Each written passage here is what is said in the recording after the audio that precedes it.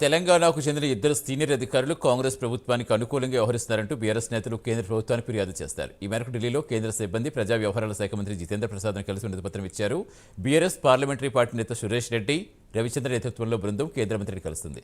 ఈ బృందంలో ఎమ్మెల్సీ దాసోజు శ్రవణ్, మాజీ ఎమ్మెల్యే బాలకసుమన్, ఆర్ఎస్ ప్రవీణ్ కుమార్ ఉన్నారు. ఈ ఇద్దరు అధికారులపై ఆల్ ఇండియా సర్వీస్ ప్రవర్తన నియమావళి ప్రకారం తక్షణమే యాక్షన్ తీసుకోవాలని కేంద్ర ప్రభుత్వాన్ని కోరారు.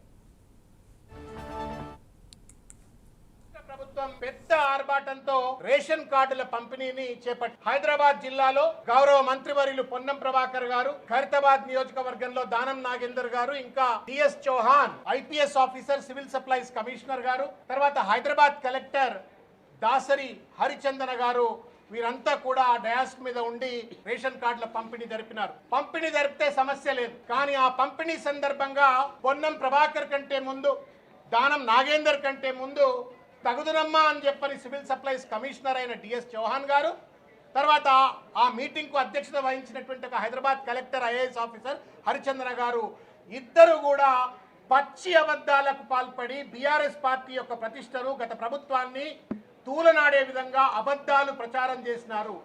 ఏమంటారు అంటే, గత 10 సంవత్సరాల కేసీఆర్ గారి పాలనలో ఒక్క రేషన్ కార్డు కూడా ఇవ్వలేదు అని చెప్పని సాక్షాత్తు సివిల్ సప్లైస్ కమిషనర్ అంటారు.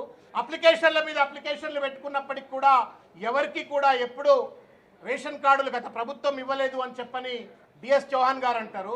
దాన్ని కొనసాగింపుగా అన్నట్టుగా హరిచందన గారు, కలెక్టర్ గారు, నేను 12 ఏళ్ల కింద సబ్ కలెక్టర్గా ఉన్నప్పుడు రేషన్ కార్డులు ఇచ్చి ఉండే, మళ్ళీ 12 ఏళ్ల తర్వాత కలెక్టర్, ఇవాళ నేను కలెక్టర్గా రేషన్ కార్డులు ఇస్తున్నా అని చెప్పని ఆవిడ కూడా బీఆర్ఎస్ పార్టీ యొక్క పనితీరు పైన, చేసిన పనిని వాళ్ళు తప్పుదో పట్టించి ప్రజలను తప్పుదో పట్టించేటువంటి అబద్ధాలు ప్రచారం చేసినారు. This is against the Indian administrative service code of conduct కు వ్యతిరేకము, తర్వాత భారత న్యాయ సంహితకు వ్యతిరేకము. మొత్తానికి మొత్తం వాళ్ళు ఐఏఎస్ ఐపీఎస్ ఆఫీసర్ల యొక్క ప్రతిష్టను దిగజార్చే విధంగా కాంగ్రెస్ పార్టీ కండువ కప్పుకున్నట్టు రేవంత్ రెడ్డి గారి తొత్తులుగా వ్యవహరిస్తూ ఇవాళ బీఆర్ఎస్ పార్టీ